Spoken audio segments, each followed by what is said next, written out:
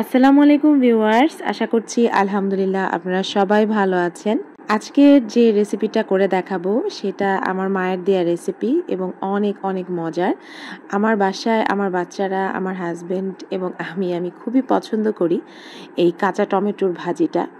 তো আশা করছি আপনাদের কাছে রেসিপিটা ভালো লাগবে। ভালো লাগলে অবশ্যই রেসিপিটা ট্রাই করবেন।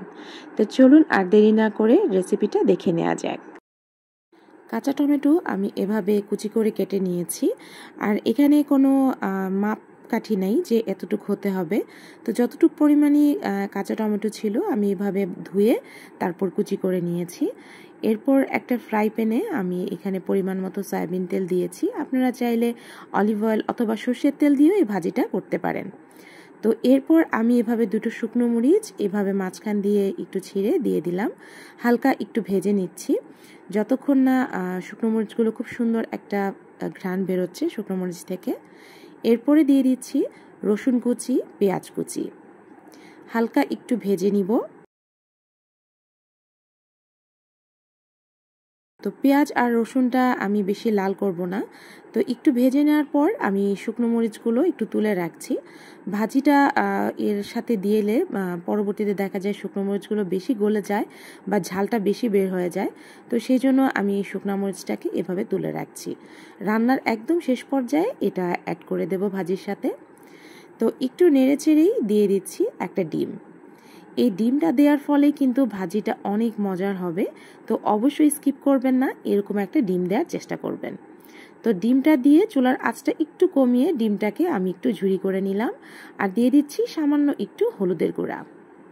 এবার একসাথে ভালো করে মিশিয়ে নিচ্ছি। কিছুক্ষণ একটু ভেজেই দিয়ে দিচ্ছি ফালি করে নেওয়া কাঁচামরিচ। আমি যেহেতু ঝাল খেতে একটু পছন্দ করি তো কাঁচামরিচের পরিমাণটা একটু বেশি দিয়েছি। আপনারা চাইলে পছন্দ অনুযায়ী কম বা বেশি দেবেন। এরপর কুচি করে নেওয়া কাঁচা টমেটো দিয়ে দিলাম স্বাদ মতো লবণ। একদমই সাধারণ রান্নাটা, কিন্তু খেতে কিন্তু খুবই মজার।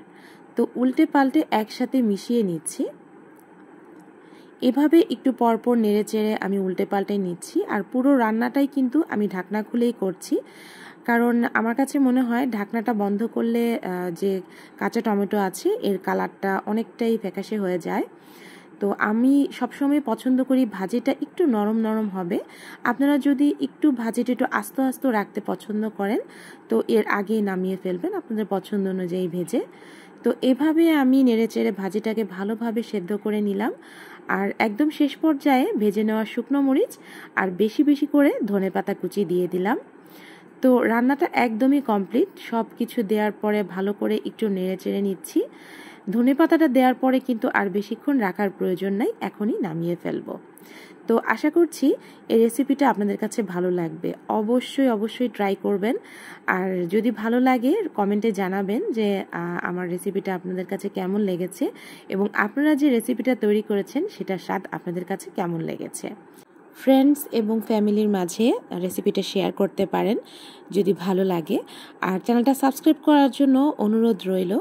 ভালো থাকবেন, সুস্থ থাকবেন। চলে আসবো আবার নতুন কোনো সহজ রেসিপি নিয়ে। ততক্ষণের জন্য আল্লাহ হাফেজ।